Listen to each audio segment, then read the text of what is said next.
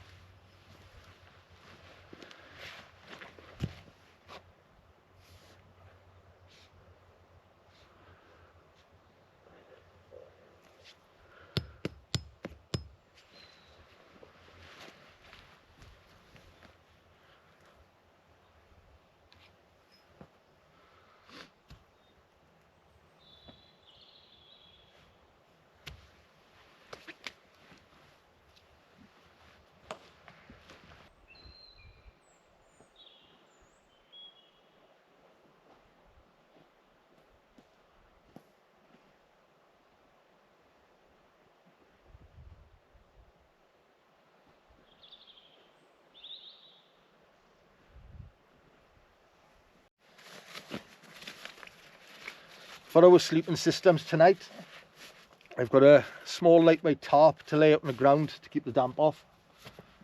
For myself, I've got an Army Issue Gore-Tex bivvy bag. And to insulate me from the ground then, I'm going to put this inside the bivvy bag. That's a reflective foam pad. And I've got my climate airbed. There's not much of an R value to that, but combined with the mat, and I've got a warm sleeping bag, I think I should be good. My sleeping bag is the Snugbag Softy Osprey, comfort levels down to -10. And for Toby's got an Army Issue self-inflating pad to lay on, and he's got a reflective mat. And he's also got an Army Issue Gore-Tex bivvy bag. And in there is his sleeping bag and his fleece and his coat. So I think we should be warm enough for the night. So that's my pad and my airbed inside the bivvy bag. I was going to bring my other airbed today. It's got a much better R value, but it's quite big, so I don't think it will fit it inside the bivvy bag. But my main concern was that it may get punctured. And when I pulled the snug pack out today then, I love this sleeping bag. It's a bit big, but it's okay for one night, Des. But this got me thinking back to my army days. And we used to go out in all sorts of conditions, and all we ever used to have was a sleeping bag and a little foam roll mat, and that was it. So I thought this will do. So we'll get this sleeping bag stuffed in there now. And one thing I've realised I have forgotten is my pillow. I always keep it in with my other sleeping bag, but it's no biggie. I'll just get a stuff sack, I'll put some clothing in there and use that as a pillow for the night. I'm looking forward to sleeping in here tonight. Should be nice and snug. I've just unpacked Toby's bivvy bag. I found it up in the loft today and it was in this battered old sack, so I thought this was old and battered as well. But I'm just looking at it and it looks like it's brand spanking new, never been used, and they're a good bit of kit. So here's Toby's sleeping bag. This is one of my old ones, and what I've done, I cut it in half down to his size, and I've stitched it all along the bottom. So what I may do with this, I may do the same. I think I'll cut that in half, stitch it together, and that'll be a nice little sleeping system for him on our winter camps.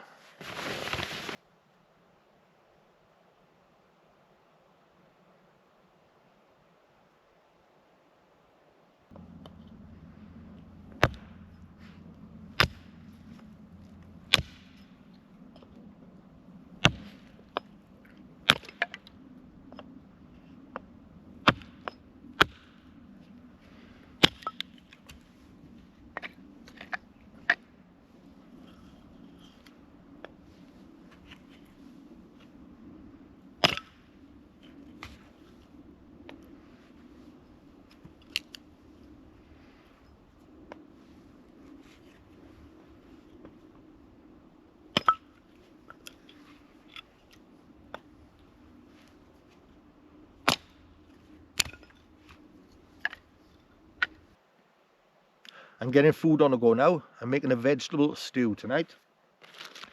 In this bag, all prepped, ready to go. I've got potatoes, swedes, leeks, onions and carrots. It's all seasoned, salt and pepper in there and dried coriander. And to go with it, I've got a bag of pre-cooked tempeh. If you don't know what that is, it's an Indonesian dish. It's fermented soy. It's all packed with protein. And I have, it's not a can of beer, it's a can of vegetable stock. So it's just a case of putting it all in the pot, and I'm going to let it cook on a wood stove.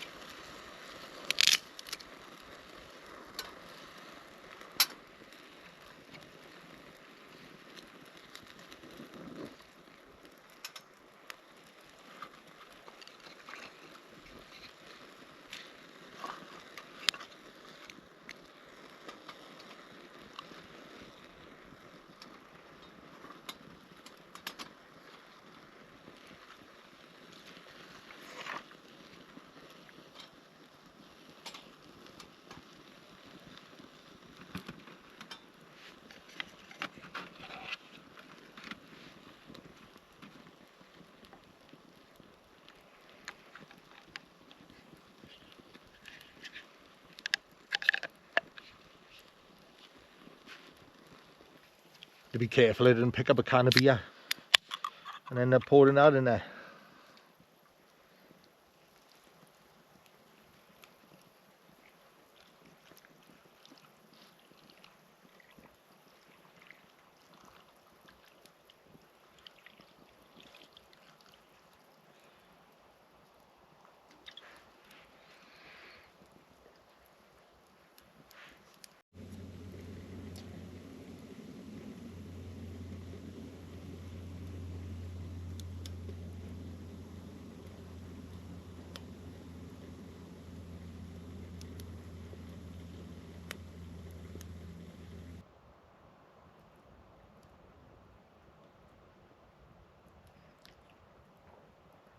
Food's turned out pretty good.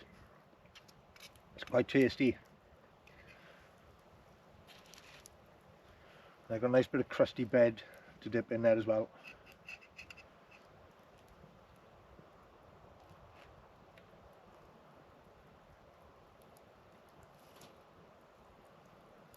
And Toby wants to share.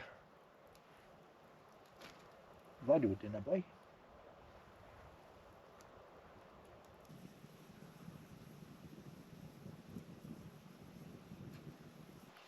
I got 2 cans of beer with me tonight, Brew Dog. I haven't tried them before. So this one, which is coffee stout, that's 6%. And this one is double hazy Jane, New England IPA, and that's 7.2%. So I'm going to give this one a try first. The coffee stout. Quite thirsty after that food as well. I think I put too much salt in there. Brewed by baristas.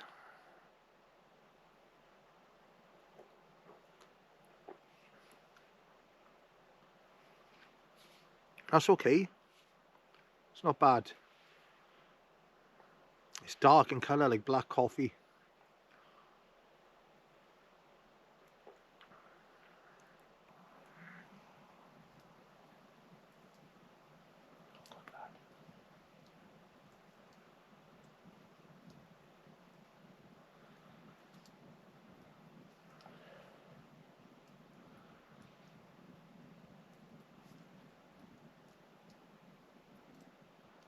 So this little forestry block I'm in tonight, it's not very well known. It's towards the Seven Fringes or Central Beacons, but it's a cracking little spot and I come here quite regular. What makes it quite special is, unlike all the other forestry blocks, the trees are well spaced out, so they've grown to a good size and there's quite a lot of wildlife in here. And just over 18 months ago, there was a huge film set here for around 2 or 3 weeks.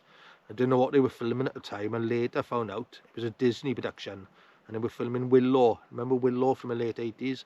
They were filming a series of that with Warwick Davis. But you can understand why they'd pick this as a filming location. It's a beautiful woodland.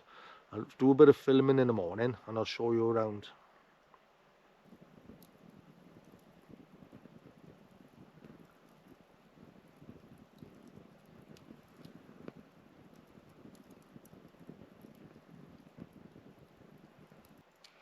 Some of you may know by now that I like a wee dram of whiskey before I go to bed.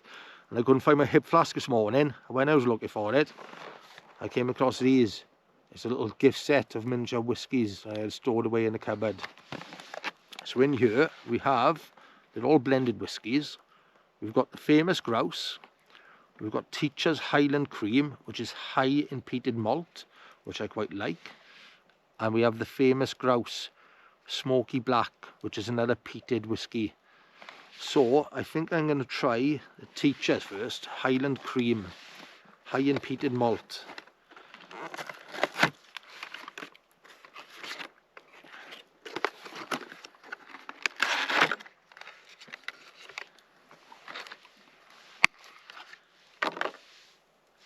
There we go.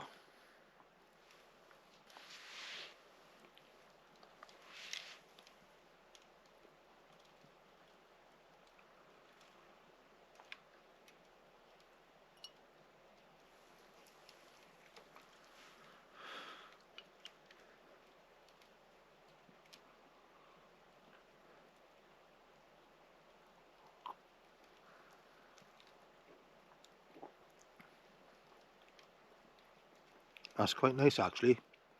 It's quite mellow. And hints of peat. I wouldn't say a strong peat. A bit of spillage in.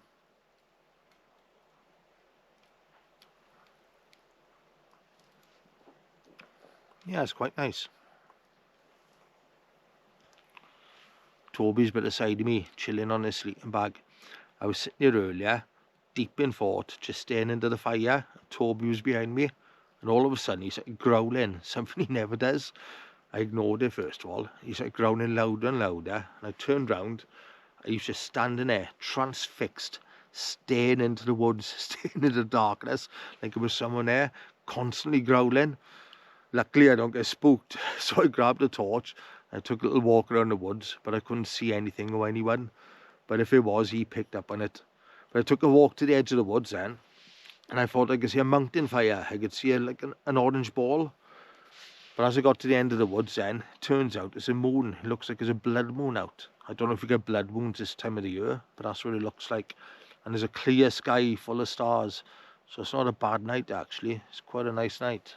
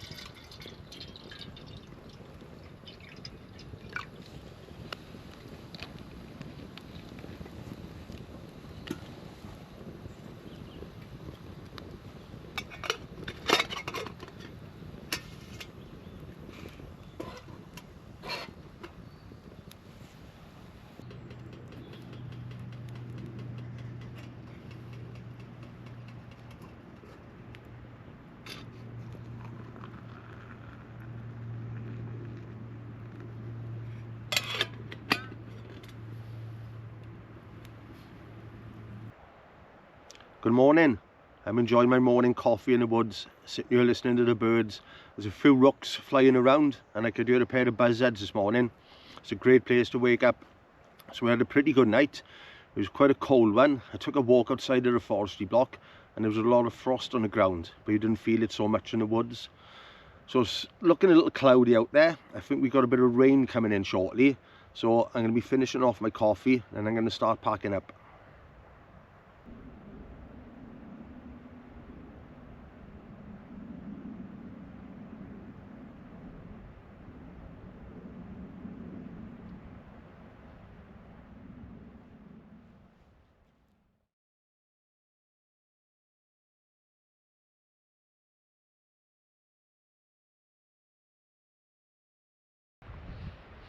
I've been having fun and games on this camp. I didn't tell you last night because I didn't want it to spoil the evening. I was that gutted, I almost went home. So what happened, when I arrived, I took the drone up above the trees and I was doing some filming and I managed to crash it into a tree. The battery came flying out, landed by my feet, but no sign of the drone. It was stuck up a tree somewhere. So I was desperate to get it back. I rang a couple of my tree surgeon friends, hoping to borrow a climbing kit to go up and look for it, but I couldn't get hold of them, and before I knew it had gone dark. But on this drone I had reflective tape on there, so I went back up in the dark with my torch, shone it up at trees, and I eventually spotted it about 60 foot up, sitting on the edge of a branch. So I went back this morning, scoped the tree out, and it was totally climbable, but the problem was the first set of branches were 20 foot in the air. So I've been home, got the ladders, been up the tree, got to the first set of branches, and I climbed up, shook the branch until the drone fell off, and I've got it here. Still intact, no damage whatsoever, not even the propellers. So fingers crossed it's still working. If you own a drone, you'd understand how chuffed I am to get it back. Right then, the moment of truth. Let's see if this drone is working.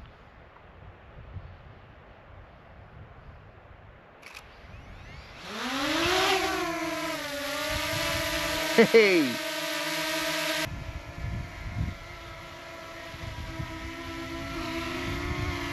I'm so happy that's working. That's made my day.